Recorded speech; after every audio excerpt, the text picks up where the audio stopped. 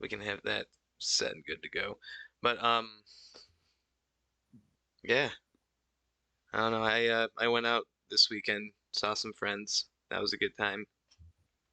Oh, good. Uh, Yeah, I did actually see some friends this weekend. oh, right on. What'd y'all end up doing? We watched Mortal Kombat 2020. What? Yeah, That's you the. know they made a Mortal Kombat movie and Mm-hmm. Oh, you know what? I forgot to change my info for the stream because I'm a goofball.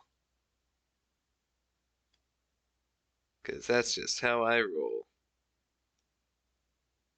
I just go head first into stuff. sure. Hey, man. Gotta flip this stuff around.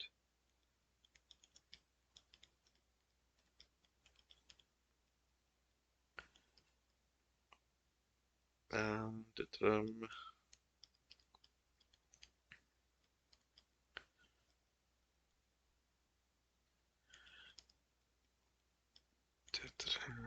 Today's topic.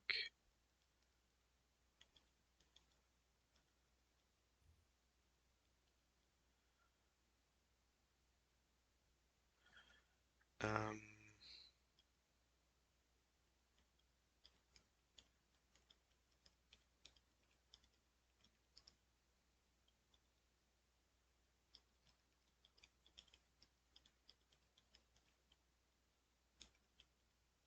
okay.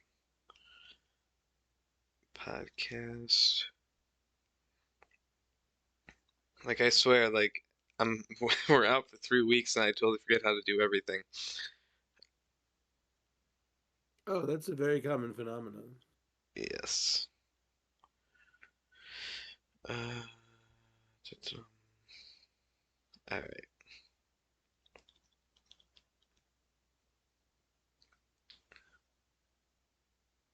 Aries.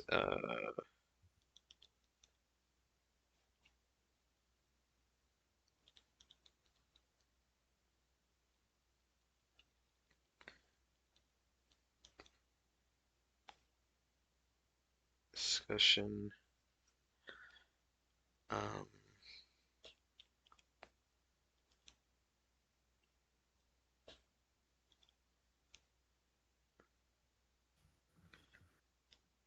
Uh.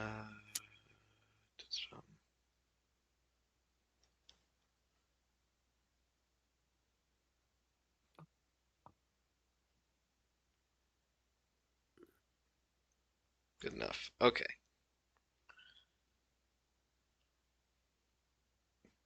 Get that up. Hopefully that puts us back to right. Okay. Cool. Um.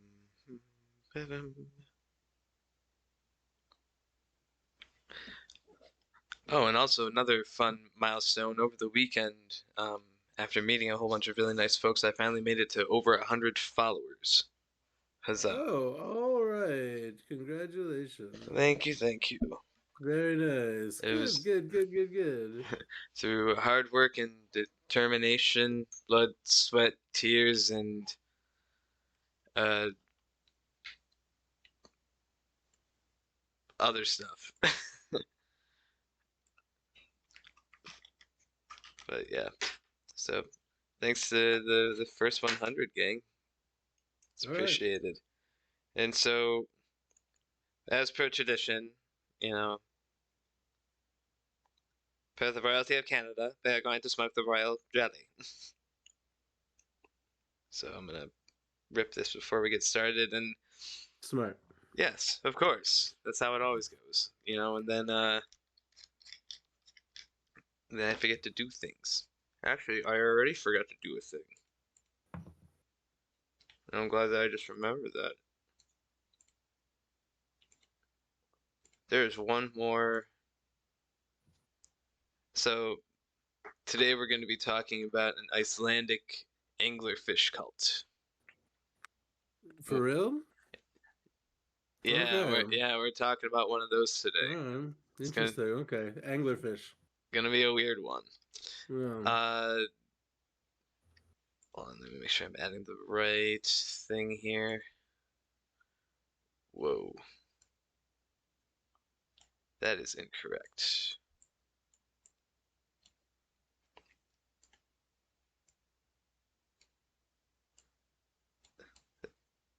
That is the incorrect photo. Now I'm gonna have to fix this.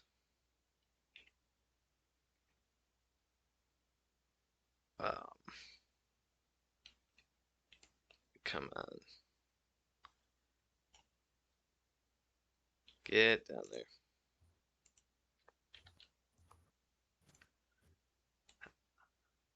Alright, I'm hoping that I have time to rip a dab right before we get started here. All right. Get the blood pumping.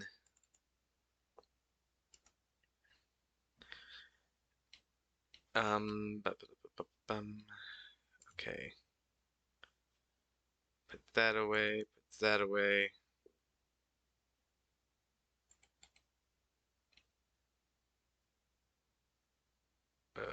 What?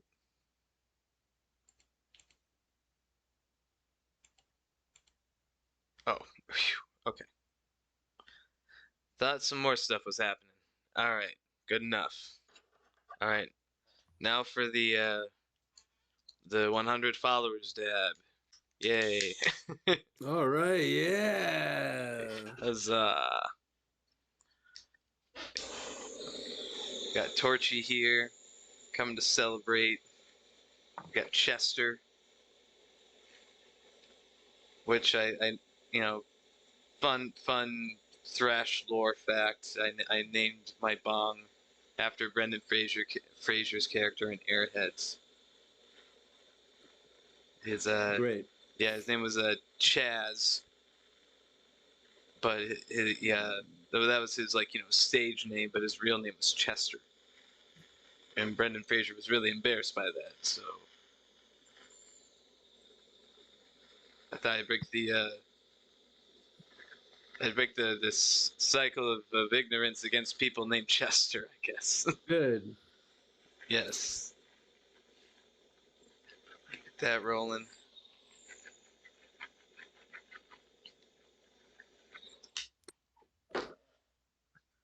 Whew. Nice and hot. And we're just about in time.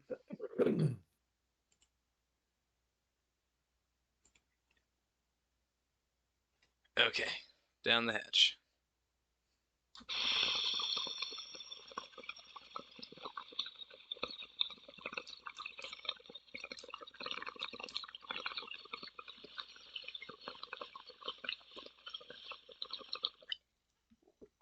Ew, doggy. Ain't I proud to be an America? Good stuff. All right. Yeah, I think that was it. You ready to get this show started?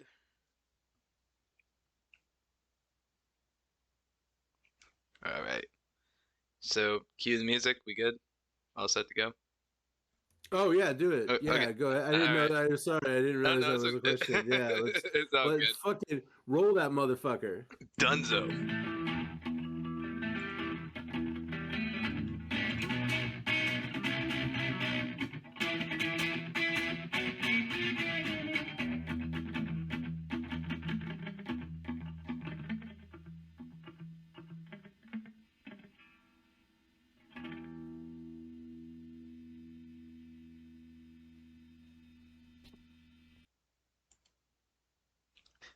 All right.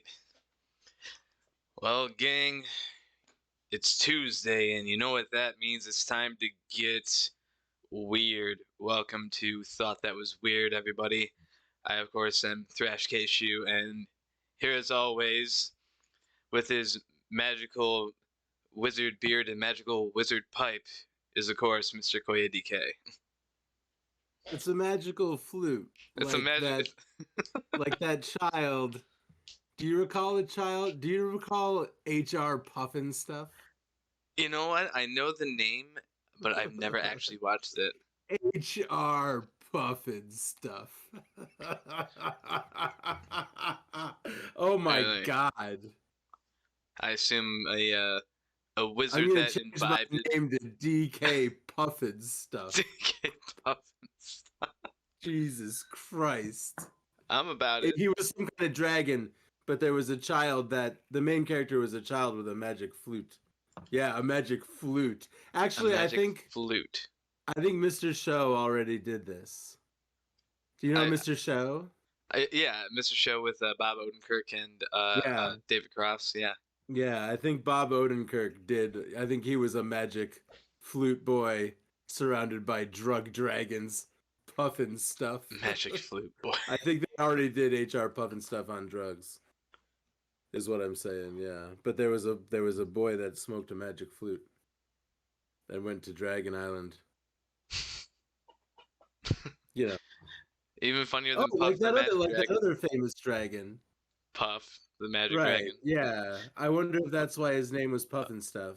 So who was that? That was like Peter, Paul, and Mary, wasn't it? Who did that song? Puff the Magic Dragon? Yeah. Yeah. Okay, so I believe it was Peter came to my high school when I was a kid, and Oh, was he puffin stuff? he was like an anti-bully campaign Okay, dude, cool. and yeah, and again, he came through a couple of times, and it was like right after Meet the Parents came out. Okay. So like Okay. so it was already like, it wasn't it wasn't really a song to anybody within my generation until it came out from, Meet the Parents. Right. And of course, Right. everybody's giggling about like, all that stuff. And of course, Peter, poor dude had to basically flat out say, "Hey, you know, this song's about like, about imagination and feeling happy and stuff like that. It's not about smoking marijuana. So, get your giggles out now." Okay. And then he started singing the song. And of course, you're doing that to a whole bunch of high school students. Everybody's giggling like shit. But it was still a cute little, motivational speaking thing, I guess. Do you It's think it's about interesting. smoking marijuana? I mean, Do you think he lied? he's probably lying, more than likely. Let's be honest. I mean, you gotta maintain some sort of I don't know.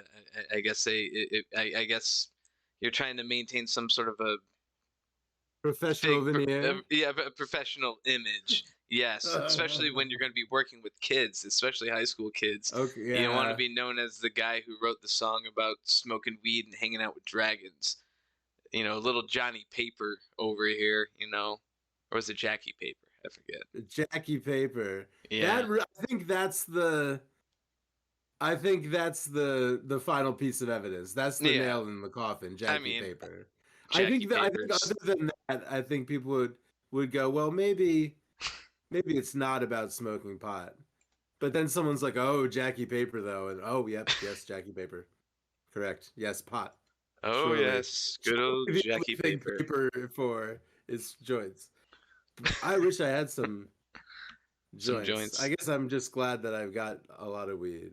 I have Yes. weed hanging that I have to take down, and I don't Oh, know. It seemed fairly damp to me yesterday, the harvest is coming out good but though. it's almost time to it's not even really a harvest, just a couple it's a couple weird plants that grew in my father's windowsill that I'm not Ah, even really sure about, but I was kind of hoping they would have seeds in them, and I haven't seen any yet. oh, so it's not Ooh, it's not ooh. producing anything Ooh. extra for you. You okay there? I had a ton of tacos for lunch and a ton of pot. I had ribs for lunch. Yeah, really? No, no, I didn't Oh, actually. No, I got is I that a got I got reference? yeah, that was a Anchorman, but yeah, I got really baked last night, and Yeah, I got really baked today. dude, I smoked a whole bunch, and then like went to the store earlier that day and proceeded to eat like a quarter to like a third of a sleeve of fucking Oreos. Yes. Uh, All right. Is a sleeve the whole the whole three row. sleeves per pack? It's the row. Yeah, Okay. yeah, All right. yeah. Cause did Hmm? okay. Yeah, there was like three-quarters of a row sleeve, what have you, of Oreos, and then I ate like I need three 10. quarters of the bag or the box or whatever the fuck the I thing is. I I knew when to stop, I and need three quarters of the thing. like I had two bowls of potato chips, a fucking like 10 strawberries. Like I ate some weird shit. Oh man, I And saw something on the mm, TikTok. ooh, on the TikToks. What did you see on the TikToks? Rice, not Rice Krispie treats, Mm-hmm. marshmallow treats with Ruffles potato chips instead. Ooh, Uh, I, I haven't stopped thinking about it. that's I interesting. have to do it. That's a I have different. to go get some That's fucking marshmallows. that's a good amount of like salty, crunchy right there. Yeah, that would be great. Um, I was gonna say, oh, did you happen to try that little trick that I told you about making the butter and stuff? Yeah.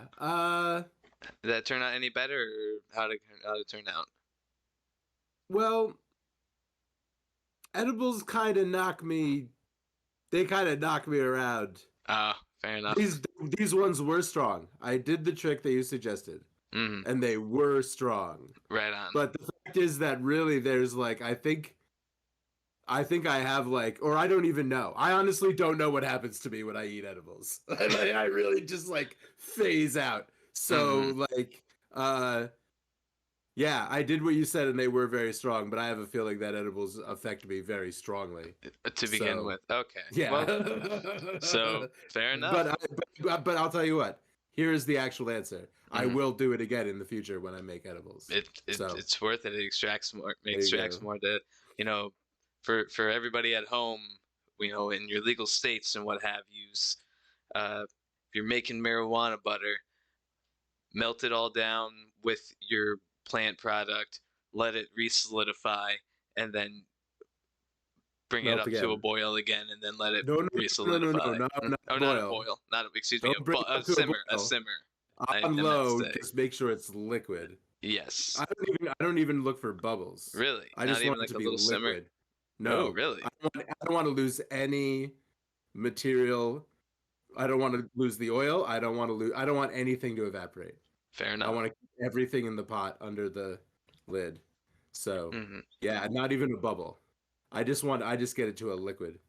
But I don't know, and I'm Oh not a yeah, no, pot no, no. scientist. No. I But like this hearing. does fuck me up. I mean, So, I like hearing about the process. It's because like American butter actually contains a lot more water than like say like European butters and things like that, and which have interesting. a lot more fat content and uh yeah. So that's why I was thinking that you let it go a little bit. So again, that's just for Possible, my sure, sure. yeah. You let it go a little bit to get rid of some of the water that's still left inside of the butter, and that gets yeah again that gets rid of some of that like when you let it hit a bit of a simmer, that's like that's the water evaporating and the gas escaping from the water. So that's the way that I've always thought about it. But again, like I'm always I'm all about Also, understanding that process. That makes a lot of sense too. that might be a good idea. I leave it on the stove for like over an hour. So Yeah. I would not simmer it for an Oh, hour. not the hour. No, no, So no, no. that's yeah. Maybe So on like on the first I leave it purge. yeah, I leave it just at liquid for an hour and a half. Yeah, That's my standard. And then let it solidify. Now that that's works my new out. standard. Yeah. Hey, fair enough. I don't know. I need to figure out what I'm gonna do for dinner tonight. That's gonna be a fun one. I think I'm gonna sear some mushrooms and some chicken. Do like an Ooh, that Alfredo sounds sauce. awesome. Yes, do a little Alfredo Ooh. sauce, garlic, uh, onions, thyme, rosemary, a little bit of tiny pinch of oregano. I have there's a bunch of thyme that I purchased and it's at my mom's house and I was thinking of throwing some of it into like a beef stew. Is that a good what's a good use for Yeah. extra thyme that I got?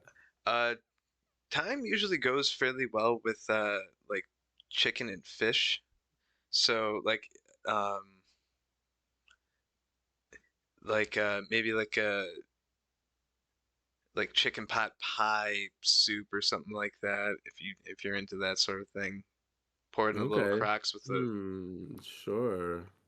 and then you can make like Yeah, kind of. I'm little kind of into that sort of thing. yeah, you can make like little like rounds or whatever, like toast points for your soup to kind of toss in there. Or if you have pie crusts, toss in the pie crust by itself and then just break it up as little crumbles, you know, for your soup. And but Okay. anything else Okay. for Okay. that? But yeah, Okay. you Interesting. could Yeah. use it in beef too. Yeah, but Yeah, we had it. We made a French onion soup that was ooh, baller. Yeah. I love French onion soup. Yeah, French onion soup's pretty ballin'. That's that's quite delicious. I really wish I had the ramekins to do that sort of a thing because that would Ramekins. hit the spot. Yeah, or not ramekins, the crocks, the crock pot, little not the crock pot, like the little crock. Is that That's what those are called. Like the no?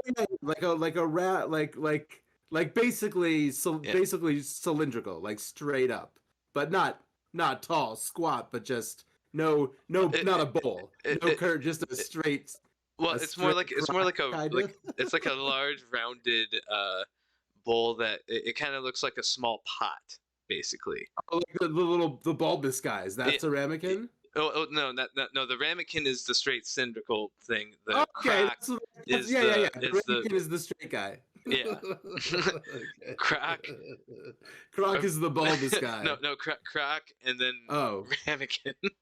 Yes, I love how we have to do the hand signals for this now.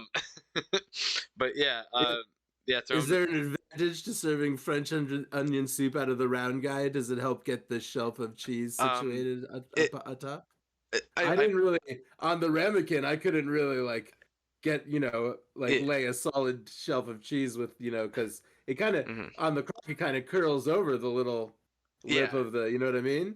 Hmm. Yeah, ramekin not really can't doesn't really No, not gonna happen like that. and most Yeah. ramekins, as far as I've seen, are like, they're like side saucer containers.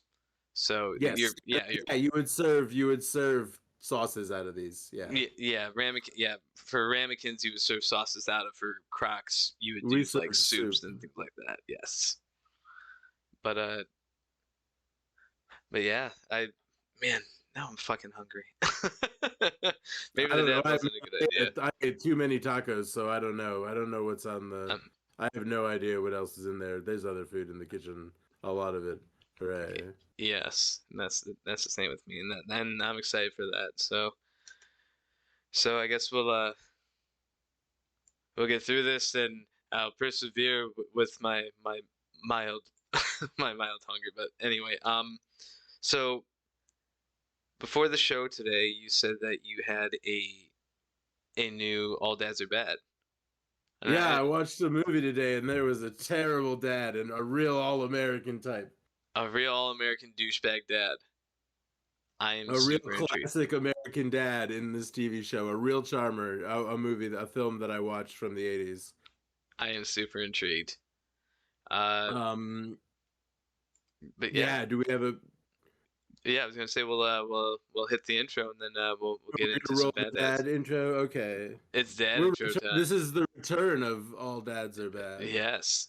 I wish I thought it was over. I would have had time to add like maybe a little something extra into the intro, but I still think we have a pretty solid intro for this. So we'll cue this and we'll get to talking about some dads. Bad dads. All dads are bad. Dads are being bad. Super bad dads. All dads are bad. Jamie Lannister's fucking face. I gotta put Hank Schrader up here for just in honor. For an honor. Oh man. Today I watched A Nightmare on Elm Street Part 2, Freddy's Revenge. Oh, okay. You ever I, see that one? I watched it a long time ago, but I watched like a retrospective thing done by the dudes in Red Letter Media. That was super interesting. Oh. That was Yeah, super there's good. actually a documentary about this movie that maybe I'm gonna watch I heard it was really tonight. there's like another documentary that I heard was made not that long ago that was about like what was it, like gay representation in Freddy Krueger movies. It's super interesting. Like I believe Are this you might have sure been it's not th- is it about the whole is it about all the movies? it's about And it's not about specifically about this one? it's particularly about this one, but then they I think we're discuss talking like about I think we're the talking about Scream Queen. was it Scream Queen? I don't think it was Scream Queen. It was there's there's like another book about it. No, there's like another documentary about it, but I forget what in particular what the name was. But either way, super fascinating. I loved I do remember this one. This was the one with Meryl Streep, right?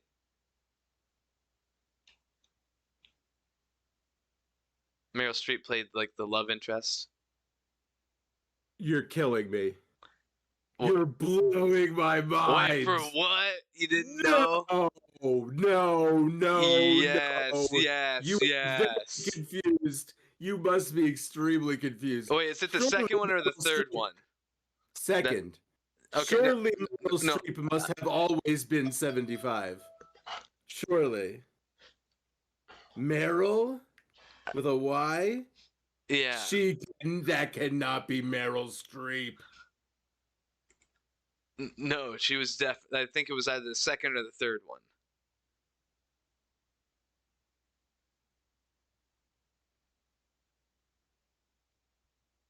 Boy, she's been in a fuck ton of movies. Yeah, no. If you look up Meryl Streep Nightmare on Elm Street, you'll see her. I'm just trying to remember which one in particular it was. It was too. Oh man, I was right.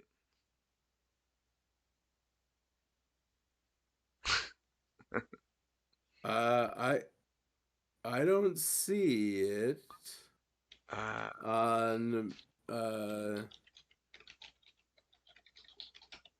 yeah, Meryl Streep Nightmare on Elm Street too. IMDb. Yeah, that was her. 1985. Those Freddy's movies Revenge. must have been out by 1982, right? No, this movie came out in 1985.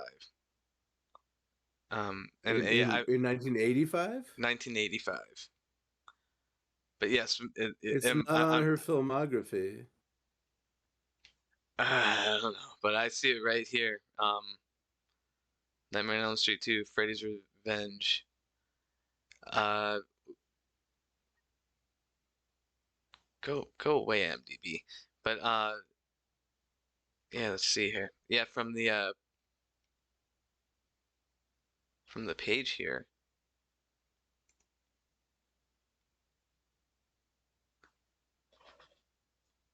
Wait, Kim Myers? Who's Kim Myers?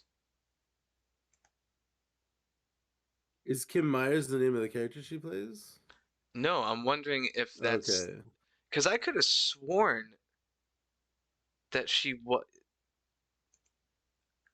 Am I losing my mind? She's not listed on here. That's why I'm looking. It is a woman that looks like her, but I feel like Meryl Streep. I feel like that girl like Oh, it was Lisa Weber. I Oh, mean, it looks so much like Meryl Streep. Holy shit. okay, but like young. Like I feel like this girl probably was not a teenager when she played this role. Yeah, But she Lisa could have Weber is been. the name of the girl. Okay, so Kim uh, Myers was allegedly cast in the film due to her resemblance to Meryl Streep. Wow, you were blowing my mind. dude, I thought that was really her for a minute. Holy shit. Well, either way, Wow. that was a long Okay. tangent. I believed you. I believed you. I was like, no, no. I Because mean, it I thought looked that. so Yeah, much like her, and I could have she does sworn look that I like heard her. that I remember hearing something about Meryl Streep, and I must have misheard in my haze stoned, you know, hanging about. I guess I don't know. But anyways, so please continue with your with the discussion about this particular dad. I watched this movie today, and I guess I thought maybe we'll have to maybe there's one more dad to talk about. Honestly, I watched this movie and I was like, I wish I had watched this a year ago, because this guy would definitely have been on my list Really? of bad, because and really, because this guy is he's just a perfect example. And I was thinking a lot about I've been thinking a lot about how they just don't make them like they used to, and the way that like the and I've mentioned this in another conversation this week, but Yeah. even movies and television were a lot more they were a lot more theatrical. They were made a little bit more like stage plays. There was there's a lot of that fast editing and Hmm. sort of high energy kind of content that we see all over the place, Yeah. was not present obviously in 1985. Hmm. But it just even just the way that some stuff, it's like there were certain things that weren't quite tropes yet. And obviously, the word trope wasn't getting thrown around all over the place because it Hmm. didn't have to be. Because really, culture was just starting to pile up at this point. Yeah. Like there was still a lot of stuff was still fresh. But anyway, the reason so what I'm saying with all of that, and the reason I decided that we should take a look at this guy, and we don't really need to look at him too hard, just because I just wanted to present him as an example of like just a classic. Just like just such a classically written, almost very rote, almost could have been written by AI, except of course this is 1985 when Hmm. I don't know, and again, it may have been one of the first times that all of these things kind of came together, but this guy is just a piece of shit. You never see him in a good mood. He's always sulking and cranky about some stupid thing, like, oh, dad is always mad. Everyone's worried about what dad's gonna be mad about. And there's like three or four of these just within, Nightmare on Elm Street and Halloween, and I'll have to think about Friday the Hmm. 13th. There's one extremely bad dad in Friday the 13th, but that's the kind that goes out and murders people with an axe. Yeah. Um, this guy, he starts the movie. He's already mad. They've moved. He starts the movie. He's mad at his kid because his kid hasn't unpacked his room yet. Three times he screams at his kid about unpacking his room. Things his kid's having nightmares. It's 1,000 degrees in the house. Dad won't fix the air conditioning. He's being stubborn about it or stupid or something. Everyone is melting. There's an oppressive heat all over this whole movie, and a lot of it has to do with fucking dad. He starts like the kid is like having nightmares. Obviously, it's a Nightmare on Elm Street movie. They live on Elm Street. Dad starts screaming at the kid about how he's doing drugs. He's gonna send him to the methadone clinic, like constantly. Now we're like halfway through the movie. Now it went from unpack your room to the kid's on drugs. Mom wants to send him to therapy. Dad's like, therapy's bullshit. Fuck everybody. I'm the worst dad. It's like it's just so Oh, fun. It's so funny that it's such a one-dimensional character that mhm. like has been so useful in so many movies All I to wanted was just a give. Pepsi, just one Oh Pepsi, and man, they wouldn't give it to me. yeah. What's that? Who wanted a Pepsi? That was suicidal tendencies institutionalized. Oh, okay. Yep. Yeah. Yeah. Yeah. Yeah. Yeah. Yeah. Yeah. Yeah. Yeah. Yeah. Yeah. Yeah. Yeah. Yeah. Yeah. So fuck. The main character's dad from Nightmare on Elm Street 2, a real classic guy. Like really, and it Yeah. might be that 1985. This is one of the because there's a couple guys right around this year. As a matter of fact, Hmm. there's one in like Halloween 3 or 4 that's just this exact character. This exact character dumps this family. First of all, nothing bad happens to this character's family at all, except for the extreme trauma that his son goes through. Jeez Louise. Many families in the town after this have to mourn children. Although it's very really actually I won't get too into A Nightmare on Elm Street, but I'm starting to have the first two movies end with some kind of indication that Freddy has almost just taken over reality altogether. The first two movies have very bizarre ending sequences. Um, but other than that, this guy gets off pretty clean. But this and then he breaks out, he dumps his family, obviously. He goes Yeah. out for cigarettes and he starts up a family over in Haddonfield, Illinois, and he's also the dad in Halloween 3 or 4, whichever one has this exact same bad dad. But somehow culturally, this dad was emerging from our consciousness in our most garbage movies. These characters, like there are these distilled dads in the American zeitgeist, and perhaps it's best that we distill them out through terrible movies. Jeez. I mean, like this is like looking like beyond tropey. I mean, you got the stereotype. Like Not even a he's looking character. like George McFly here. You know, he's got the horn rimmed glasses. He's got the newspaper in his hand. Like he's gonna tell you that the stocks are down again today, Billy. I can't afford to keep your mouth fed or some shit. Yeah, he says that. Yeah, and I can't afford to fix the air conditioner, so we're all gonna sit here and melt with each other while I scream at you and keep the atmosphere oppressive. Like it's an interesting type of character to me because Mm, these types of characters really are just tools. Like it's right. not even a foil to another character. It's almost just an aspect of the environment.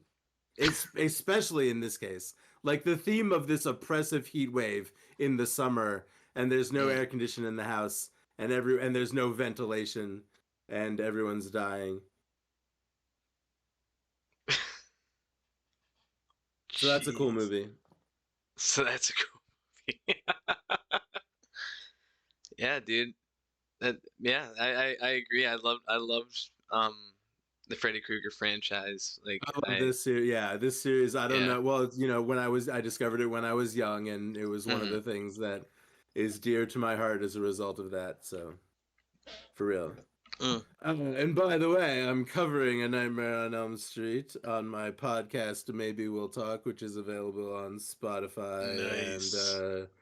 a bunch of other shit that I'm not going to list, but I figured it in. Yeah. Well, right on, dude. You can check out. Well, actually, I need to put something on CuyaDK.tv that indicates that I make podcasts as well now. There's nothing about Mm. the podcasts. But yeah, that's it. I figured I would drop a plug. Yeah, right on. That sounds interesting. So are you going through all of the movies or just some of them or? Yeah. No. Well, as always, who knows Mm. Fair when I'll enough. stop doing anything I'm doing? But yeah, the plan is to at least go through the seven or eight of them, whichever how Okay. many. They stopped giving them numbers. They stopped giving movies numbers somewhere around 1998. They were Yeah. like, people must be sick of numbers by now. Surely people are sick of being organized. You ever try to collect comics? You ever tried to collect Mm. comics in like trade paperback collections? Oh yeah. Oh yeah. It is impossible to figure out what order they go in, when they were published, how they're like it's just that information is not there. I'm not sure if Mm. I may be describing a very specific thing that annoys me. I've always just found it more hard to find like a particular there's a series that I used to read through called Zero Girl. It was done by the person who did Sam Keith, yeah. Yeah. a real motherfucker, a real 1990s motherfucker. Oh yeah. Oh my god. Jax and I almost don't even. Yeah. yeah, I love What kind of horrible abuse is in Zero Girl? Because oh that's what all of his comics are about. yeah, pretty much. Is that? Oh yeah, that was an interesting that was an interesting comic. I only got like so I had like books 1, 3, and 4, and I was trying to find Okay, 2 because I couldn't follow the story at 3 and 4 because it was already just like out there. It was bizarre. sure. And um yeah, I was never able to find the other paperback you know Collections. collection of any of those comics. And yeah, tried going back to find it, couldn't find it anywhere. Was what it was. So, um, but yeah, I can understand, the difficulty of being able to find them, but they were numbered more often than not. Like, unless you're talking about like, I'm talking about superhero comics. I'm talking about oh like yeah, those are stupidly saying numbered, like I want to figure stupidly out what numbered. happened to Spider-Man. I'm thinking of a Spider-Man story from 2005, Hmm. and I want to know first of all, you may or may not be aware that there are right now. I'm sure there are like at least 6 different separate books called Spider-Man that are being published like at any given week. Like, do you understand what I mean by Yeah, that? yeah. Yeah, all the different Superhero variants. comics are insane, and that's Oh yeah. specific. Like they are like really what I'm specifically. I want to collect in trade paperback the Captain Marvel comics that Hmm. were published, I believe, between 2001 and 2004. I think it's referred to as Volume 6, and I can't even find out by looking at the internet what the title of the trade paperback collections of those issues are because because the way that they're published when they come out as collections, Hmm. they like publishing them as just collections, one collection of one story, one piece of material, right? Hmm. So they don't, and how would they really even number them? Captain Marvel, it's Captain Hmm. Marvel issues 300 through 374. That's the problem. I'm trying to ask Google, Hmm. Captain Marvel, I first of all, I don't even know if it's issues 300 through 374, but it's something Hmm. like that. I want to know when those were printed in. I actually, if I actually looked that way, I might be. But anyway, from what I have Yeah. said, do you now understand why collecting superhero comics is insane? I mean, It's you might yeah. not, but like No, all of yeah, I I might be doing understand. a bad job of explaining it, but none of that shit is easy. None of that information is easy to find. No. It's all just they just put out the collections. Here they are. They put out 6 different Spider-Man books numbering in the 1000s as Mm. far as the issue number because they've been the act these this is a magazine that has been coming out since the fucking 50s. Jeez. Impossible to Yeah, collect. pretty There's much. probably some database somewhere that I don't know about. Maybe. I'm I pretty haven't sure. looked that hard, but Yeah. but the reason I don't look that hard is because it's insanely frustrating. No, fair enough. Fair If enough. anyone knows about Captain Marvel Volume 6 and how I can get it in trade, let me know. It's 5 or 6. It's the ones with Genis. It's the second volume with Genis. Hmm. Do you see the kind of things I have to say? It's just words, just phrases. Captain Marvel Volume 5 or 6 or whatever it is Mm, very good.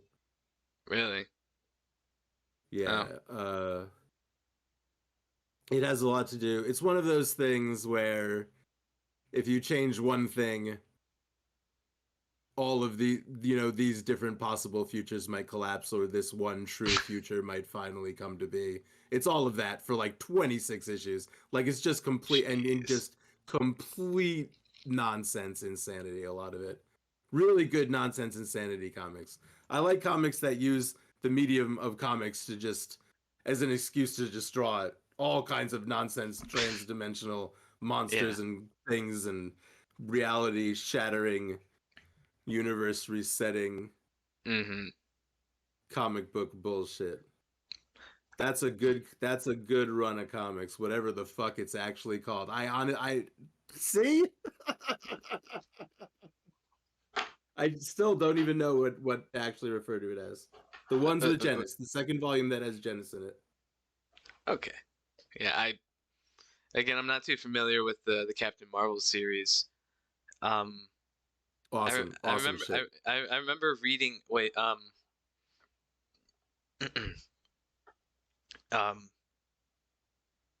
I think one of the older comics that I've ever read was I had like a entire volume of collections of Shazam comics, and that was pretty Oh, interesting. that's the other guy. Like the That's the OG, other yeah. Captain Marvel. Hmm. That's DC's guy. Uh, That's right. That's right. That was yes. That's a different Captain Marvel. That's right. I forget.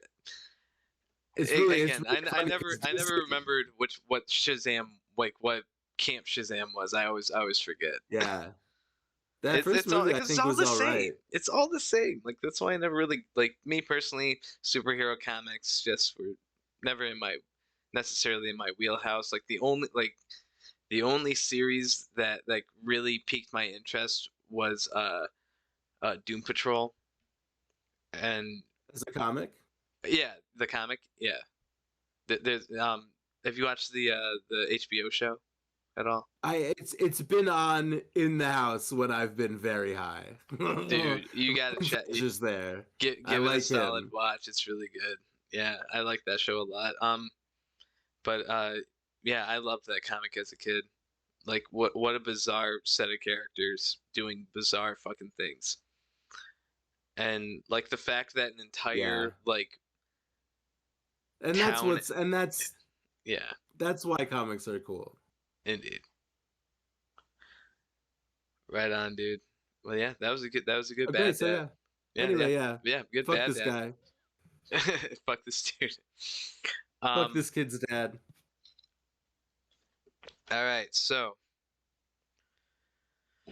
uh, so yeah, today we're going to be talking about an Icelandic anglerfish cult that came out of the 1700s.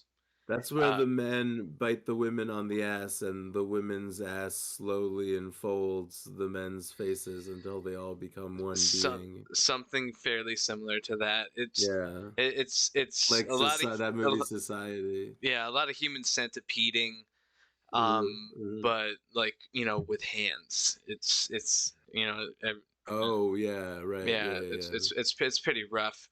But so here's the thing. Iceland is rad. Iceland, I heard, is pretty rad. But here's the unfortunate thing, though, is that I was, me and my long history with Etsy and my Do long you ever think history do you ever think about like trying to find, having you try and having find another someone dealer for a time travel device, man.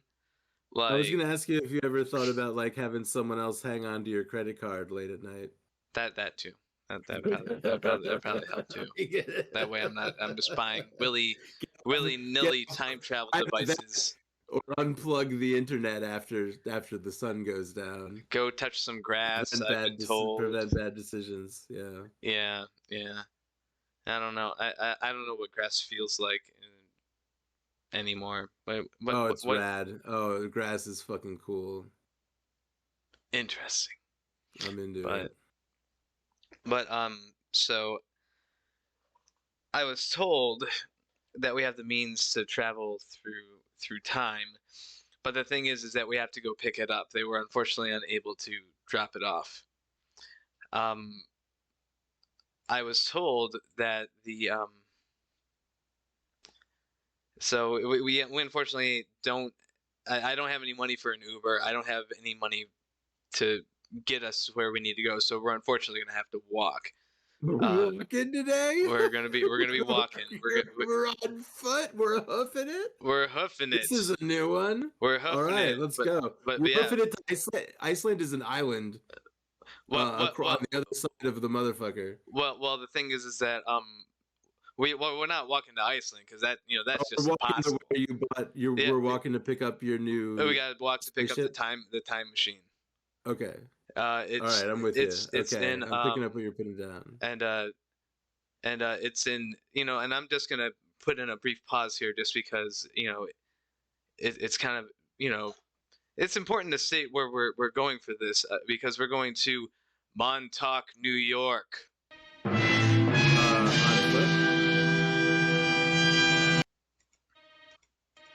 You know there's I monsters there.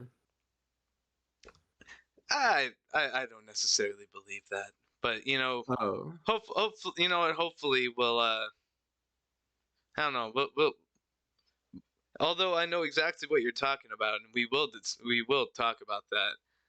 Oh, we will. While we're walking, right before we Okay, talk sure, sure, about the sure. anglerfish cult, but We can't there's no jet propelling baguette anus that we can hook up to the couch to uh, uh, fly to Montauk. unfortunately, no. We're I usually have like I spent all this cash on this particular time machine, Okay. uh, which is at this particular address in the middle of like right off the coast of Montauk, New York, and It, yeah, off the coast? We're somewhere off the going coast somewhere of off the coast? Oh, it's like on an island or it's well, I mean, somewhere in the it's sea? just it's somewhere. It's a little bit inland, is what I meant to say. Okay, It's okay. We're as not off the going to an coast. anglerfish temple where people are going to be eating ass forever. No, but That's what yeah. they do. Anglerfish eat ass forever. Well, They eat so much ass they melt into the woman's ass, like society or the well, founders from Star Trek. The well. card's over. I'm so sad. All right, I'll stop interrupting you. So, well, It's over well, forever. I was It's just. fucking over. Period. Well, I mean, yeah, we can only do so much, That's right. and Patrick He's Stewart can full only go for so message. long, man. Patrick Stewart can only Yeah. go for so long, and at least Patrick Stewart doesn't live in Montauk, New York. No, that's a scary place to live. I'm sorry, I had to play the music again. You will find out later that there's some dramatic music playing in the background. Anyway, um, so yeah, I guess we'll get to walking. All right. Let's hoof it. Uh, Let's hoof it to old Montauk. okay, so it's been a whole month. You should have had a beard to slap on, and I I should have had extra beard. hold on, I'll draw one on. Yeah, I get don't a grow a beard marker. very well. It takes me a long time to go throw a beard on, but all right, so we made it. We're at the address. They say that it's somewhere in deep inside of a tunnel inside of this place. Okay. So Scary. yeah, that's pretty That's what scary looking, right? this looks like. This looks likely to have time machines You think? inside. Yeah, this is the kind of place where time machines are. Yeah, Well, yeah, for sure. Yeah, I know. well, thankfully it's just a short walk away to get inside of that building.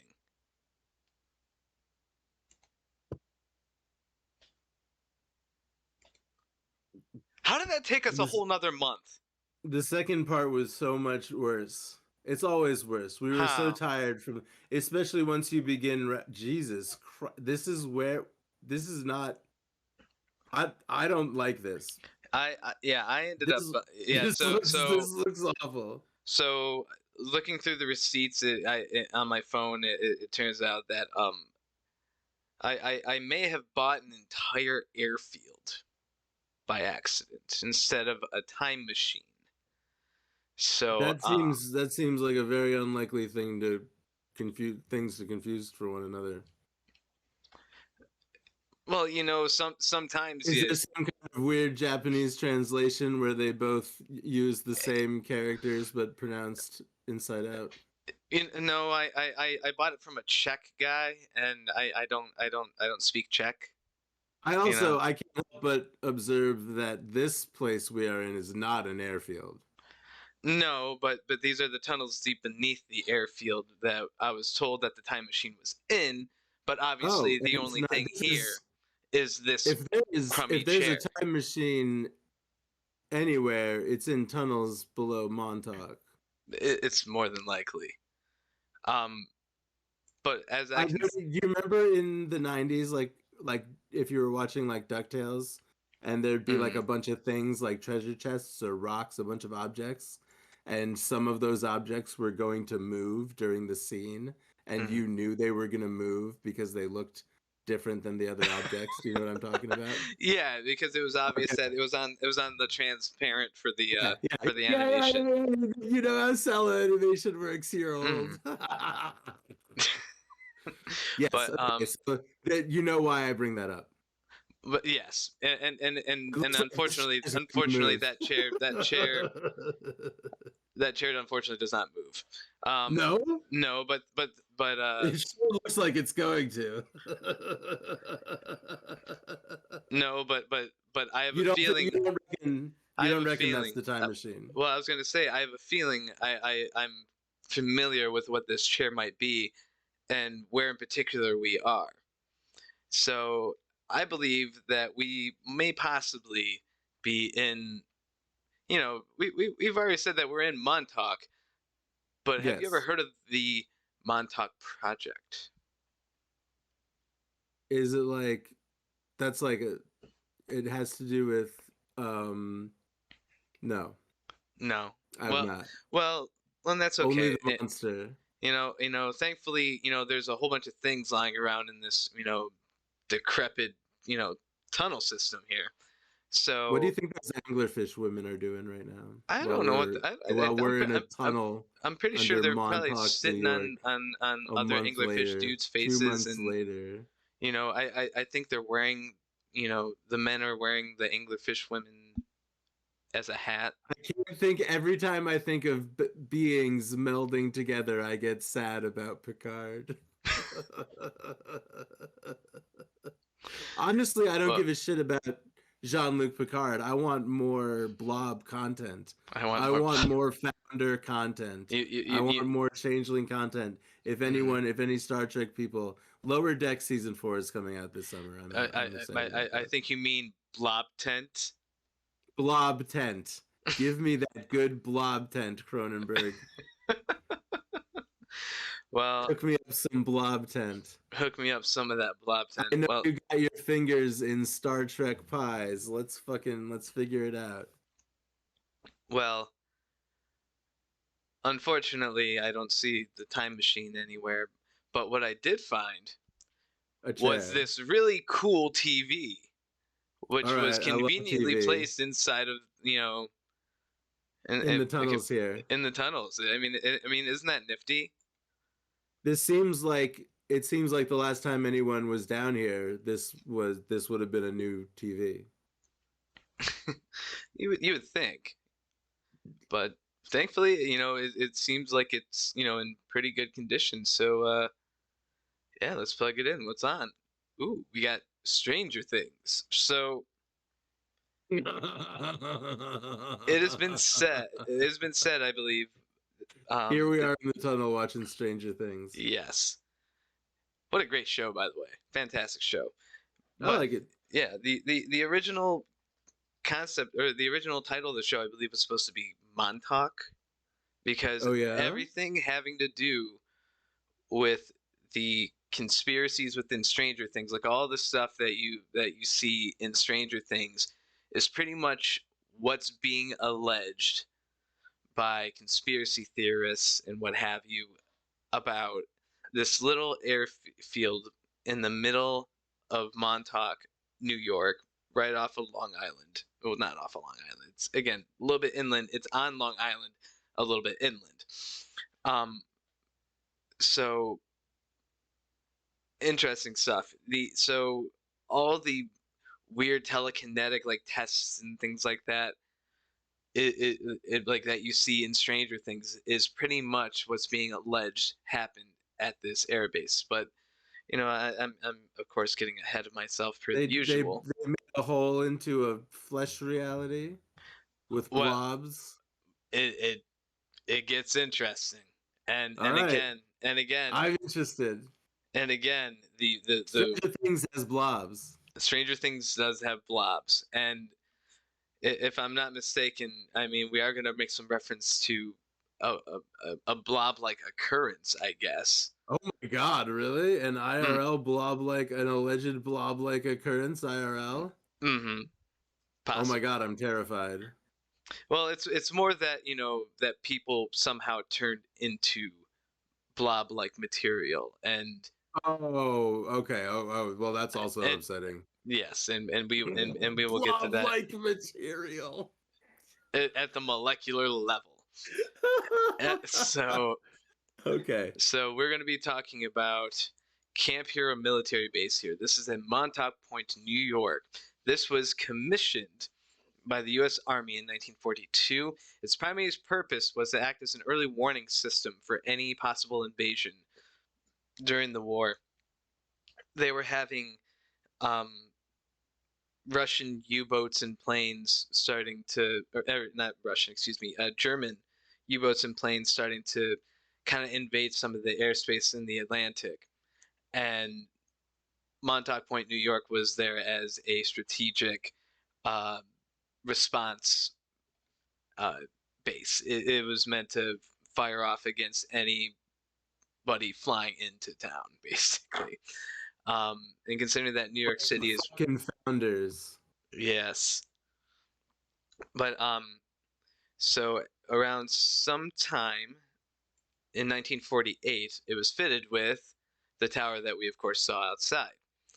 Okay. Um, so this large radio tower it was erected again as a means of trying to detect any foreign planes or entities trying to invade the United States. Now, it is because of the erection of this particular radar uh, antenna. They The basically erection, you say. the This radar this this erection dish right has an here. erection. This awkward in front of your class at the age of 13 erection uh, was Wow. yeah, I know. That's a very specific one. That's a particular. That's a That's a weird particular. erection. That's a particular. That's a particular erection right there. But I don't think I've ever seen it happen. I've I've never never seen it, seen someone stand up to deliver a or report and have an erection. just to have a full blown tent going up. There Yeah. was a report. There was a rumor that someone in my high school had accidentally had an erection while wrestling in gym class. That may be a little bit different. Uh, That's the only wayward boner I recall wait, hearing about. wayward bone. The only other The wayward wang. unexpected boner. Yeah. But but I anyway, think yeah, unexpected boners are things that you hear about more than they actually happen. In my yeah. very limited experience, I don't know a lot about boners. I, I haven't seen a lot of boners. Not I too don't know many. a lot about boners. I don't really know. I don't know if other people have a lot of them. I don't know what the ratio to having versus I not don't having know boners is. I don't know what the Uh, average amount of boners to have is. I think it's possibly 0.7 boners per Oh, chance. on over what kind of time period? Yes. Right. Yep. Gotcha. All right. I don't know, but so 1948, this tower was erected to. God damn it, I did it again. It was erected. Yes, Ah. but No, what you said the first time was the erection of the this erection of tower. this radar tower. Ah, this radar tower has a large and spectacular, majestic erection. Indeed. Okay. Okay. But in Jesus. 1957, The um, fuck. basically the base after World War II, the base was closed down at certain parts in 1957, and this is around the time that the Cold War was really starting to happen. Giant blocks of concrete sitting around. I feel like Well, I would love to live in a giant block of concrete like this someday, maybe. I would love to. I'm not being Yeah. ironic or whatever. I honestly I really like seeing buildings that are just giant blocks of concrete. Why the fuck not? Like living in like an observation telescope like Sure. base sort of thing. Yeah, with a big radar dish and an erection. Yes. Mhm. Uh, but anyway, so during the Cold War, Camp Hero was basically considered to be a less than strategic base, and so the U.S. Army basically started closing down points of the base in 1957. Um, Despite the fact that they were closing down parts of the base, the radar was still kept up as a means of still being an early detection system, and the staff was cut down substantially.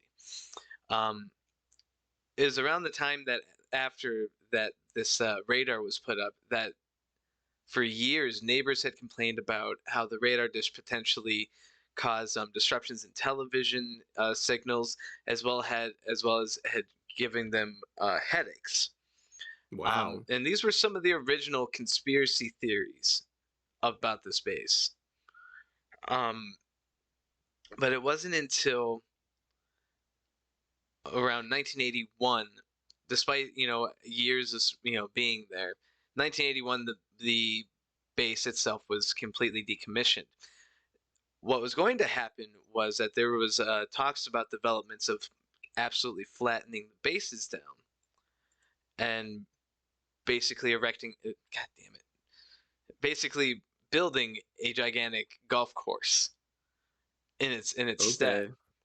Uh, but what ended up happening was there was an environmentalist group that found out that a Time that machine. I'm sorry. That environmental group discovered a time machine. They totally discovered a time machine. Yes. And No. yeah, did they go somewhere or did they get mad that it was polluting the local reality? What it was is there I was bet it was the latter. there was an endangered salamander whose breeding Wait, grounds were. wait, really? Yeah, there was an endangered salamander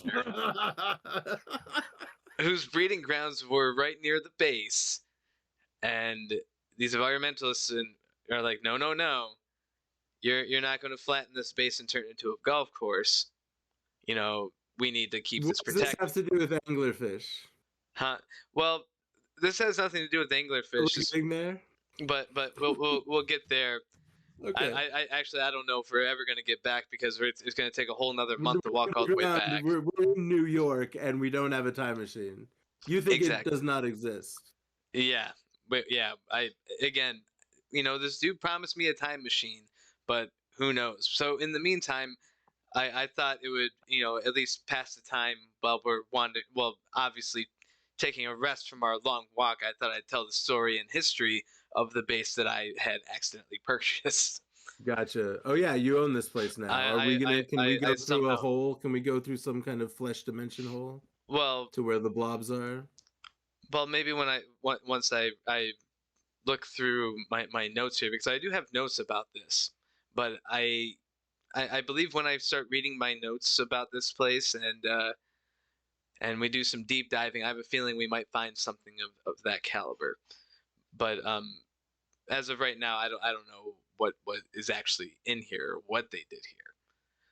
But let's take a look here. So Montauk is a so according to my notes, Montauk is a currently heavily populated and super rich area. Um, there's definitely a lot of people populating the area. And again, this is just based off of the facts that the U.S. government is giving us as of currently. Um, it is quite possible. It's quite impossible, considering the high populace of this particular area, that any sort of radar mind manipulation, as some people said was happening, could actually be occurring. Because of how populated it is, plus it's a very big tourist section, destination. With people coming in and out, you would think more people would be reporting about, having, the faults in their,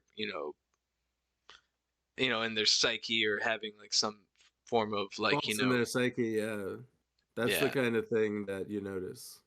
yeah. As soon as like, you blink and then you see the Demogorgon and then that's it. Yes. But So, and again, like these notes were also given to me as an introduction. I thought these were the instructions for the time machine, but these notes were, thankfully here to explain this entire situation here. So apparently, there's a dude named Preston Nichols. Preston Nichols, sometime in the 1970s, declared that. Well, first of all, this person alleges that he has degrees in psychology, parapsychology, and electronic engineering from some college, but doesn't say where. And basically, in his time doing research, began doing experiments on psychic abilities and the effects that it had on in particular frequencies and brain waves. He had found out among doing different, studies of different I psychics. like this guy. Yeah, he's my type of dude. Yeah, I'm into this. Yeah, this guy seems like he's on the beam. I, This guy's chill. yeah, he seems like he knows a lot about parapsychology. Yeah. I mean, if I was gonna ask someone about parapsychology, I would love to talk to In this guy. in Yeah. a lineup, this guy in a chair like that, yeah, you're gonna be the person I'm gonna talk to. Yeah. But You can tell by his home that now I'm being an asshole. He's into parapsychology. he's given like that kind of Johnny Rotten like sneer sort of thing. Oh But yeah. but so Mr. Nichols here basically noted that all the psychic experiments that he had done, they all had this very similar little quirk in the um in the readings, and it's that at the same time, every single day, these psychics would have this sort of like brain jam, this sort of like, you know, kind of like blockage in their psychic Okay. abilities It worked less good at a certain time of the at a day. certain time. And this was around different psychics that he had studied with, electro, And this is in the detection. area. This is in the Montauk area, Well, this or is no? this is in I believe he covered a large All over the base. place. Okay. He Okay. canvassed the area to um beyond Montauk and other places, but again, he's not very specific because he's potentially schizophrenic. All right. But um, but it was basically this Yeah. whole like brain jam, saga that Nichols is dealing with here. He started to believe that there's got to be a common thread here, and he had found that at this particular frequency, um, he followed tried to find the source of this particular frequency that was showing up at the same time around all these psychics, right? And Okay. he finds that, oh, where is it coming from? It's coming from, Montauk Air Force Base, of course. So it's sometime in the early 80s that Nichols begins to visit the base and tries to do a little bit of investigative work. And again, at this time in 1981, the base had already been decommissioned, so there's supposedly nobody left there. But it's around this time that he ends up Okay. meeting a hooded homeless man that lived near the base, who said his name was Duncan Cameron. Now, Duncan Cameron said to have at least a mild knowledge of the base, as well as uh, believe that there was always something eerie about the base that he couldn't necessarily put his finger on. So Cameron and Nichols both go up to this base, and as soon as they enter the foyer of the base, Duncan Cameron has not a real picture, of course, not a real photo, Oh yeah, no. I but imagine that Duncan Cameron has a face on. yeah, nor was he ever photographed. Yeah. Um, Okay. but so according to Nichols, Cameron started having these severe flashbacks and started coming to and sort of realizing that he had all of these repressed memories. And it turns out that Cameron believed that he was brainwashed by the U.S. government to forget that he, in fact, used to work at this Air Force base.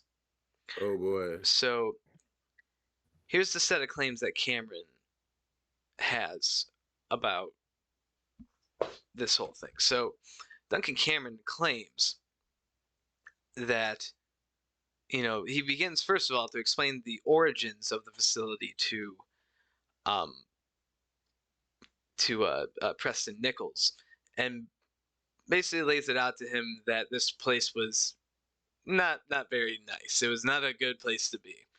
Um, he basically explains that underground were a series of tunnels that had all of Oh, these where little we are individual, currently located.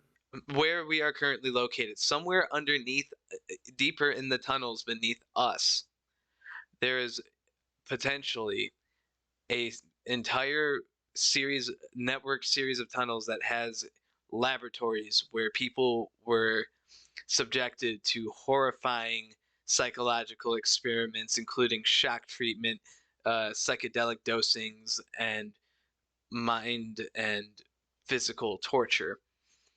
And these experiments were done on the homeless, sex workers, the mentally ill, and orphan children. Ah, Yeah, terrific. basically Yeah, anybody that really, they could get real. their little Yeah, hands on. Yeah. very Um. upsetting. hmm But what was even more interesting was the fact that this experiment was spawned from something that we talked about last week, the Philadelphia experiment. Ah, That yes. yes. So the Philadelphia experiment was basically That one of ship the. that zipped around. Did it come here? Yeah, Did it come to Montauk? it did not come to Montauk, Oh, although it is said that the scientists that did the design work for the original electromagnetic engine, not engines, generators, electromagnetic generators on the USS Eldridge. Those scientists also worked at the Montauk project. In particular, Duncan Cameron. Duncan Cameron oh, states Duncan Cameron, the mysterious homeless dude that meets yeah, Nichols. So yes.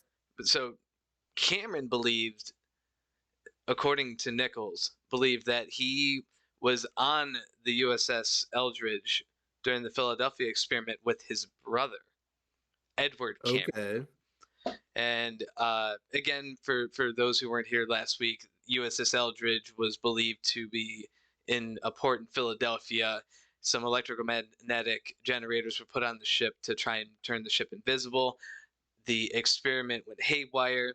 A green puff of smoke basically enveloped the Eldridge and it disappeared for 10 minutes and then reappeared 10 minutes later with the ship's crew um, melded at a molecular level to the ship's hull, excuse me. Um, so basically, the Montauk project was the continuation of these particular types of interdimensional travel and psychic experiments. Uh, because again, as explained, the people that did survive this whole ordeal eventually went insane. Uh, you know, which again, kind of fits into what happened to Mr. Duncan Cameron here. Okay. So, but again, he starts to explain some of the experiments that he sees from these repressed memories, and apparently inside of the facility there was a particular chair that had the ability to project psychic energies from people to A chair, extreme. you say? A Yes, special chair. a very special Hmm. chair. Yes. Interesting. Okay. All right. I'm with you. Yeah. I'm with you. I'm following. Okay. Yeah, that seems to project psychic abilities. And this chair was also basically the site of the project where the project ended. So, according to Cameron, he states that there was a patient that was put into this particular psychic chair, and somehow this particular patient had a massive wave of psychic energy just emit from him. so much so that it tore a hole into the dimension and allowed a basically hellhoundish type being uh that's kind of had these like sort of blobule tendencies. Like it was like it looked like the Demogorgon. It was kind of like goopy and dog-like, very big, or almost bear-like, I would say. Okay. Um, Blob bear. Blob bear, Bear blob. man bear blob. Yeah, Um, that guy. yeah. So Classic villain.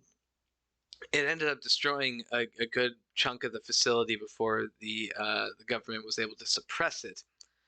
And it is within this that the U.S. government and the U.S. Army, well, particularly the U.S. Congress, took away all their funding and said, like, hey, this shit is way too dangerous, and this shit stops here. It sounds like it. You made a blob Excuse me. bear. You made a blob bear, exactly. Yeah, Um, knock that shit off. Stop right. doing that right now.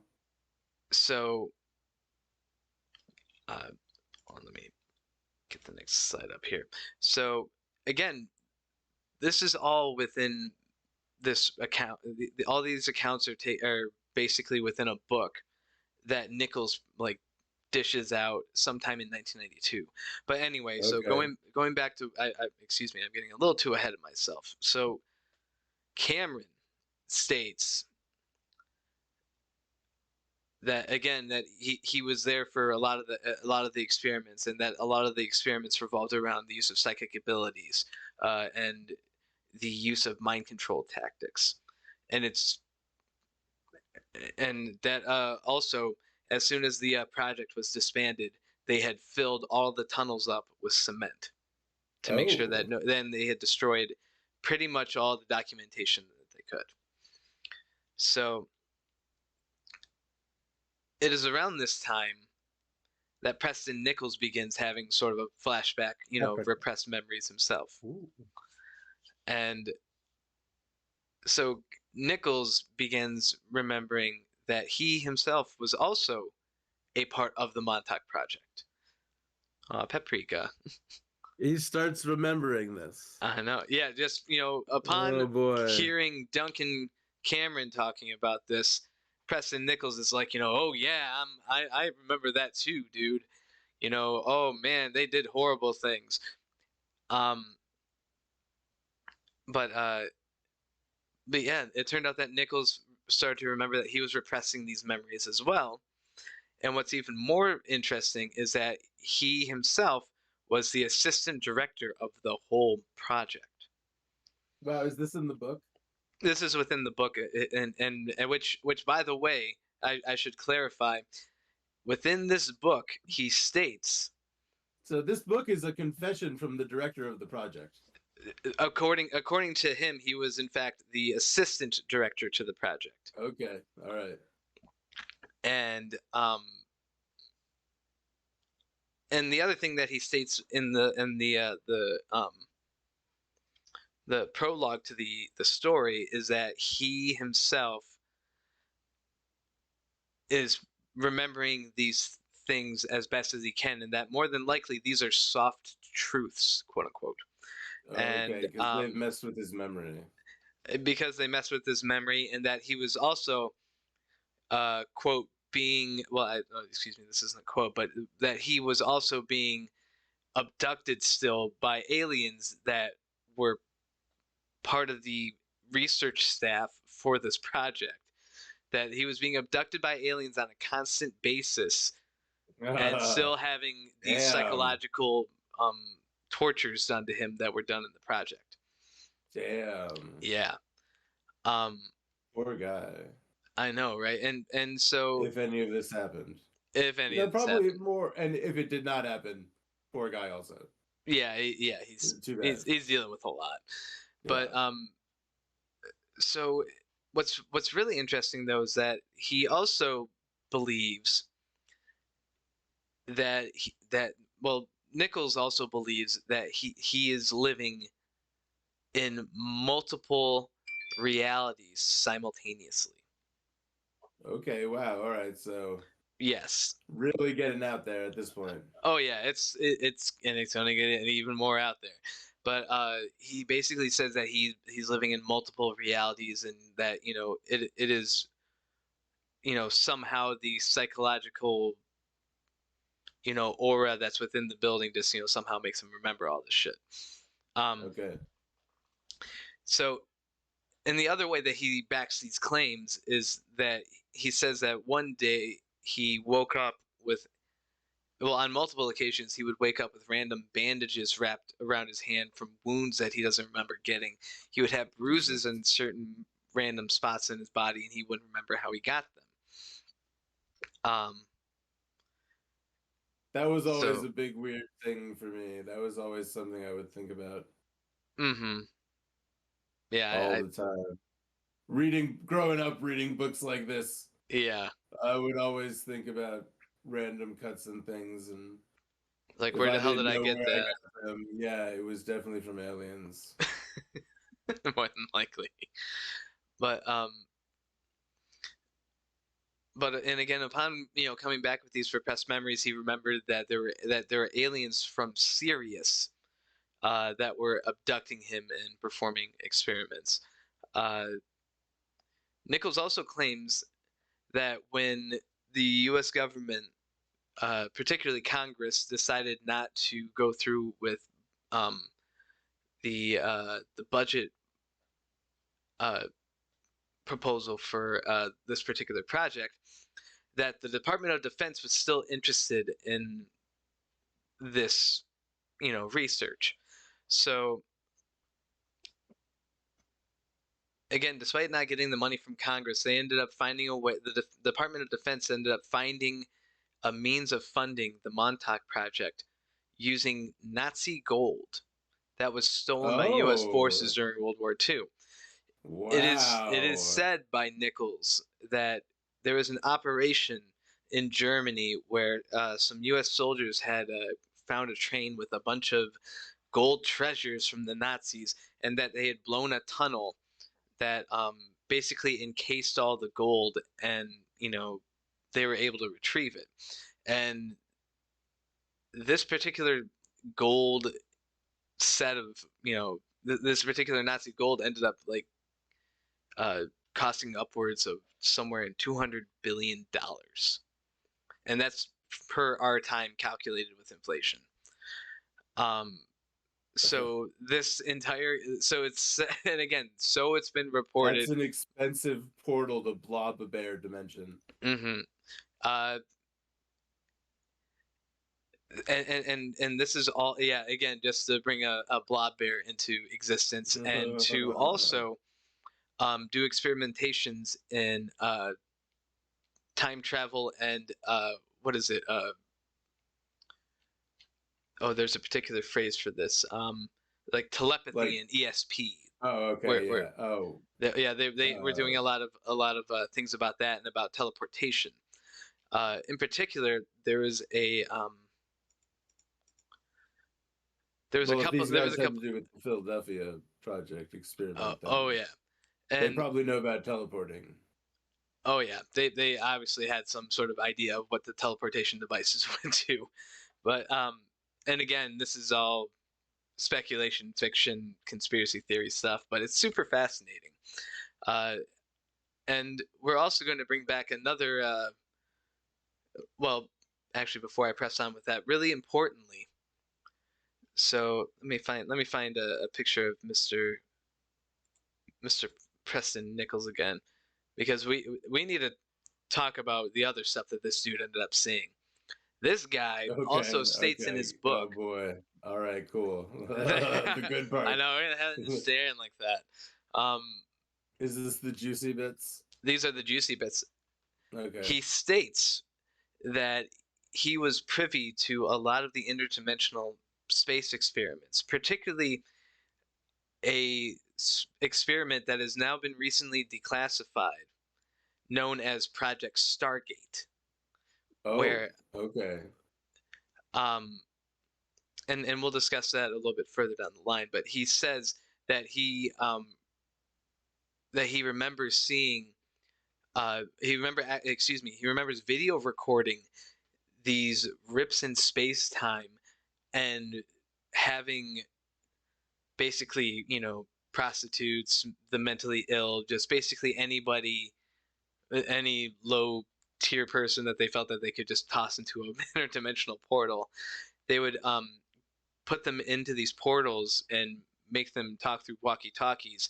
And Nichols remembers that he recorded the entire interactions with these portals, but that he couldn't actually see inside of them. So, and the Okay. other thing, of course, is that Nichols said that, despite the fact that there were tapes, they, of course, somehow mysteriously vanished.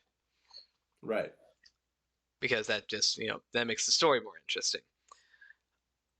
Um, but again, it was around this time that when the government began doing these little rips in space time, that they found out that they could also travel through time. They ended Ooh. up finding that trying to figure out a way to explain this. That through doing all these different rips in space time and doing all these tests, they had found that they could go to Mars, basically.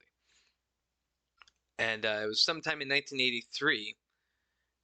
Uh, Nichols basically said that the project had the means to go to Mars. They had the means to travel through these interdimensional portals to go to Mars, let alone could travel back in time going to Mars, because they wanted to put a research station underneath the pyramids of Mars. Okay. I know, isn't it? I didn't think that there were such a thing, but apparently that is a thing. That kind of blew me away. So they wanted Yeah, to are do all there the. three of them? There's like two of them, and then there's also the face on Mars, Oh, okay, okay. which is Yeah. another photo that I ended up forgetting, but that's okay. Um, We've seen it. It was on yeah, the X-Files. everybody knows what that looks like. Yeah. So they do all these experiments, going back and forth between Mars, even so much so that Nichols says that they tried going back 125,000 years to find the first Mars inhabitants. And again, this is the final quote from Nichols here. So he says, and I quote, "The directors of the Montauk project knew that there was a colony on Mars. It was more than likely that they were part of the conspiracy. Mars was interesting to the Montauk researchers because they had realized there was old technology there. They knew somebody had built the pyramid and face on Mars." So Mm. here's the interesting about Preston Nichols is that he puts out his claims in this book in 1992. Okay. About 4 years prior to that,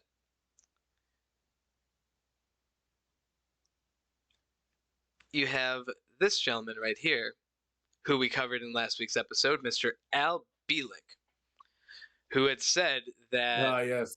after seeing the movie, the Philadelphia Experiment, which is Yeah. pictured right here, but he states that after seeing the film, The Philadelphia Experiment, he too had a set of repressed memories come up, and he believed that he was on board. He was born a different person. He was actually 10 years older than he actually is. That's some And television for the bees shit. I know, right? And he This believes, whole thing smacks of television for the bees. oh yeah, but he believes that he was also on board of the USS Eldridge during the Philadelphia Experiment. And what's even more interesting about Mr. Al Bielek here is that he believed that his former past life name was Edward Cameron. Right. And Okay. if you remember correctly, who was the Yep. person that Preston Nichols met when he first went to Montauk Air Force Base? He meets Duncan Cameron. Duncan Cameron. Yeah. And again, Edward Cameron was Duncan's brother. Right. So somehow these two storylines, mesh, and they end up, creating, it's a plot twist, that Nichols' story and Bielik's story intertwine perfectly. But again, the thing that really puts a massive damper on this whole situation is the fact that Bielik came out with his statements first, and then shortly after, in 1992, 4 years later, out came Preston Nichols with his statements. Okay. So it's just as easy to say that, Nichols read his book It and just continued the story. continued the story and made money off of it. Yeah. Both of these guys made money off of these stories. So I think it's just safe to say that, these guys continued their lie and story because, conspiracy theory sell. That's easy money right there. Yeah, people love it. But again, Bielik basically said all the same stuff that, Nichols said, including that the Montauk Project had its hands in particular in two very notable classified military projects, from MK Ultra to Project Stargate. Now, Oh MK wow, yeah, Ultra, those are so notable. so we all know that MK Ultra was in fact a real military operation to see if the U.S. Army could potentially make people zombies that could bend to their will. Yeah, they did Uh, Polybius. Polybius? Yeah, they did Polybius. Polybius, the the Yeah, yeah, the yeah. the stand-up arcade game. Yes, that was MK Ultra that did Polybius. Really? That's Yeah, that's interesting. what I heard. That's what I believe. Somebody told me that. I don't know who. It's some sort of Mandela effect thing, probably. Yeah, right. Yeah, I think they did though. I think they did Polybius. And again, I'm gonna do a short synopsis of this. But Okay.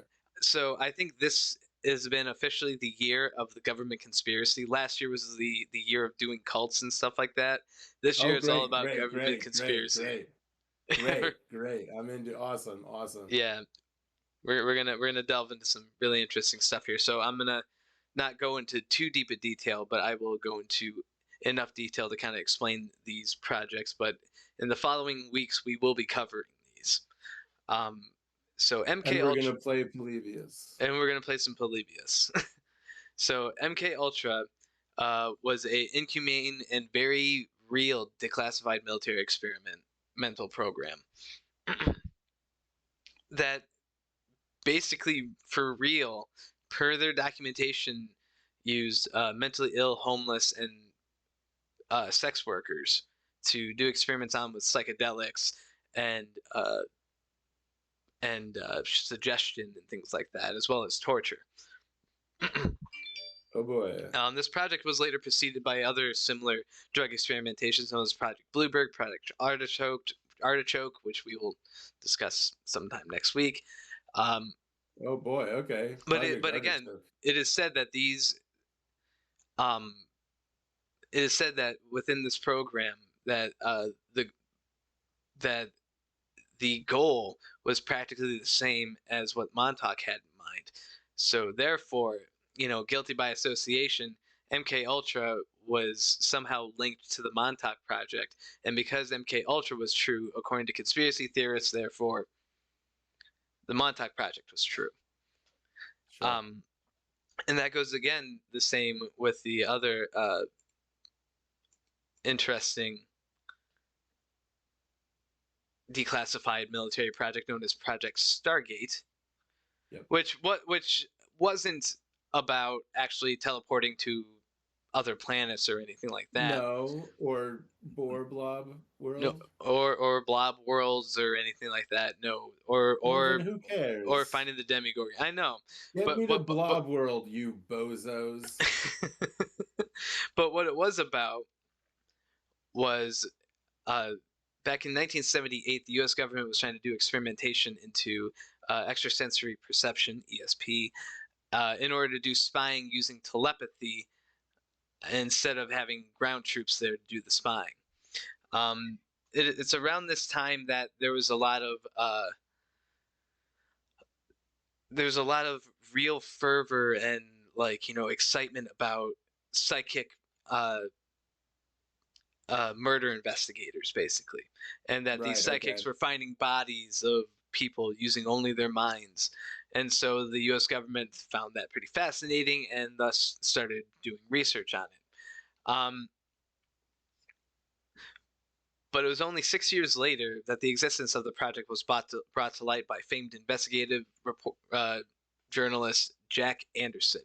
And then in 1985, due to the reports, as well as a bunch of public backlash, as well as an investigation by Congress, the project was decommissioned and lost its funding. And it was around sometime in 1995 that Project Stargate ended up being taken over by the CIA. After the audit of the findings of Project Stargate, the CIA basically came to the final conclusion, and that's basically use of psychic abilities for remote viewing was neither plausible nor worth further study for operations use. So it was a big bust. Oh, Yeah, and that's too then bad.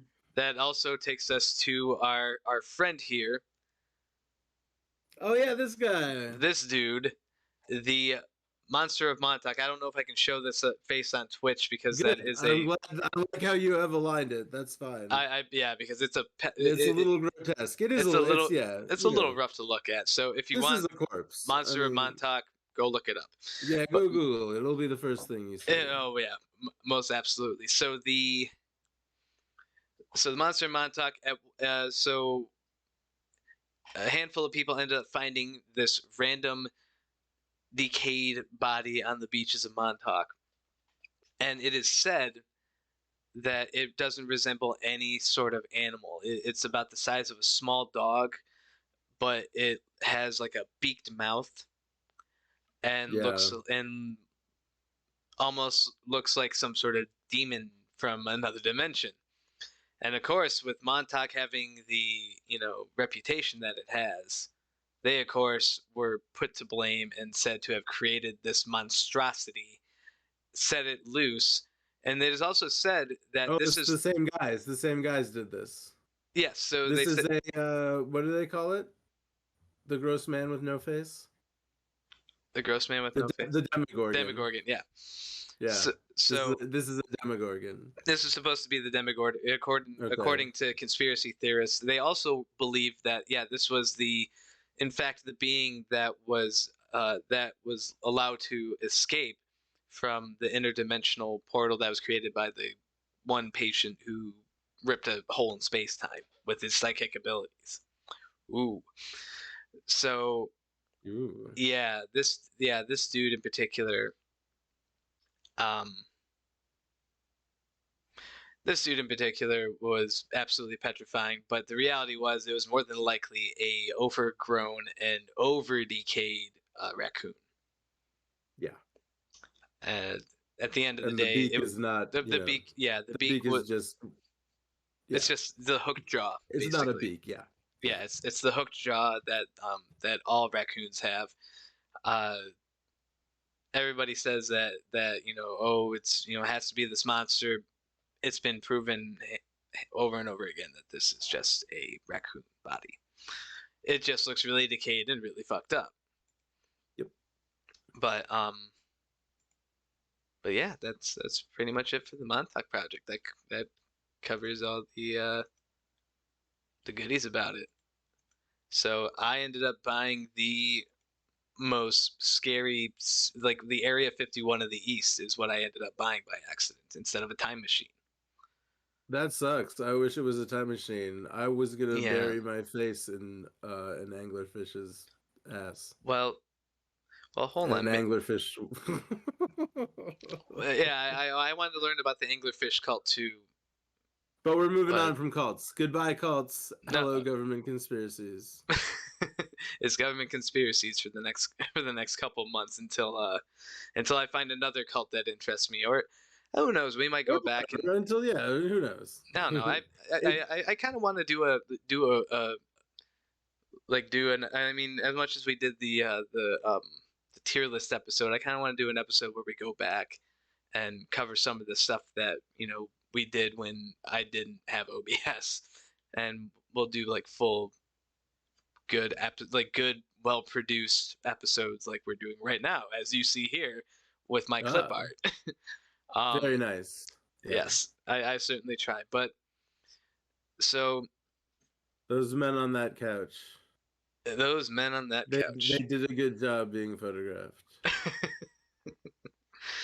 Well,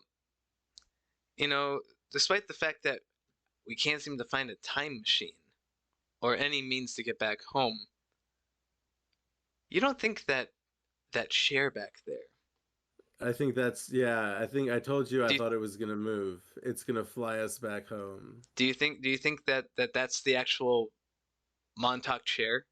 That's the teleporting blob chair. I know it because I told you because I can tell that it's gonna move.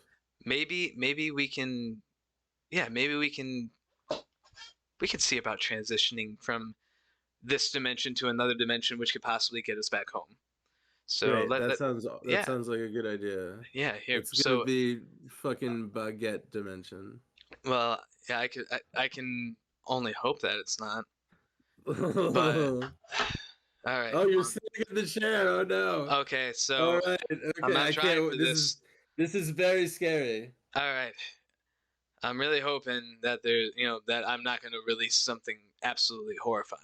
Yeah, But I hope it's not a blob bear. I hope it's no, not a baguette blob bear. I certainly hope not either. But here it goes. I'm going to channel my powers.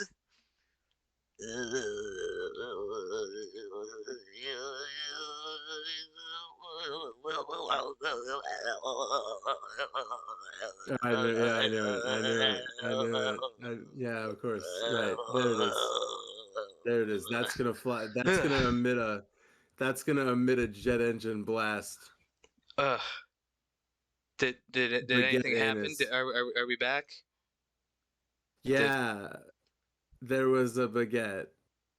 Like from remember when all those humans went into the future and grew flying jet powered baguette asses? Oh yeah. Try flying home with your jet powered baguette ass from future genetic lines. I unfortunately don't seem I don't see how that's gonna I don't think that's gonna get us both home. But you know what? Oh, would you look at that? I mean, I'm gonna call an we're at a Uber secret when we. government facility. How am I so stupid? There's our time machine over there. Perfect. Okay, awesome. No, it was not that chair, but it was worth the try at least. Yeah, we yeah we found a nice time machine.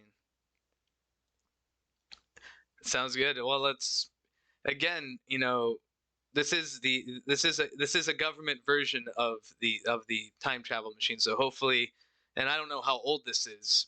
So hopefully, nothing bad's going to happen here. So we will hit the road and we'll see what happens here. All right. Ignition and here we go. Traveling through time.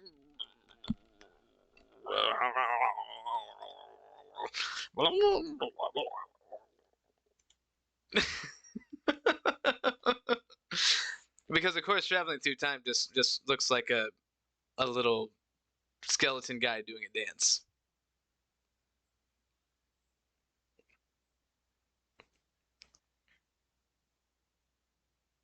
This is true. Uh and we're back safe at the studio. Ah, thank goodness. Well, at least we're back. I don't know if I believe I'm still sane after traveling through time and space. So who knows? Maybe those nut bars were wrong about traveling through space time. Uh, uh, I don't know about you, Kuya, but I'm like stuck to the toaster. I can't get out of the toaster. I'm no, I'm like molecularly fused to the toaster.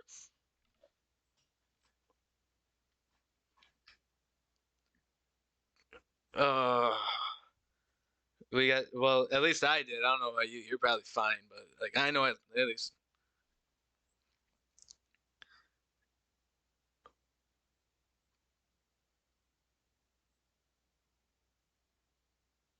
that that is a solid theory. That who was the asshole that ate? Who's the asshole that ate bagels inside of the time machine? Like there's even a sign in here that says no eating. Oh, you bastard.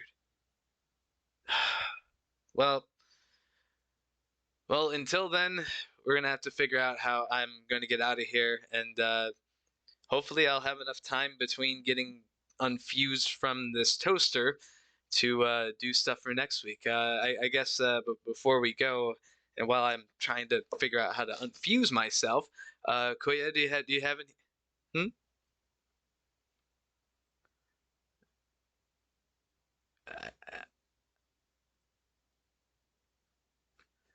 I'm sure there's an ointment or something. Maybe like some Gold Bond powder. Do you think some Gold Bond would work? Ah, shit. All right. Well, anyway, it's been, yep. As much as we didn't get to talk about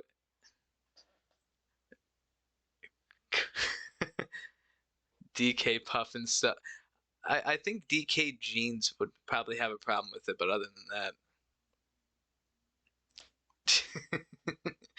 but but I guess while I'm figuring this out, do you want to do you have any things you want to plug before we say bye to everybody? Do you have yeah, dish it out, bud. Right on. Dish it. Yes, I have.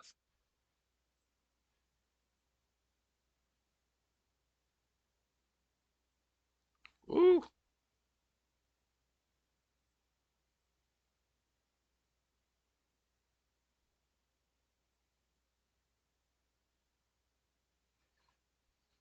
Mm.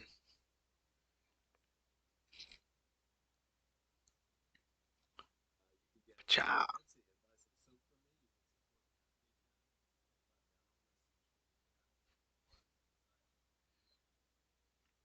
Mm-hmm. Right on, bud. All right, gang. Buy some soap. But all right, well, that's been thought that was weird for this Tuesday evening. Thank y'all so much again for joining us. Koya, as always, a pleasure, bud. That's been Koya DK. I've been Thrash K-Shoe. This has been Thought That Was Weird. Have a good one, everybody. Happy Tuesday. See you later. Yep, see ya.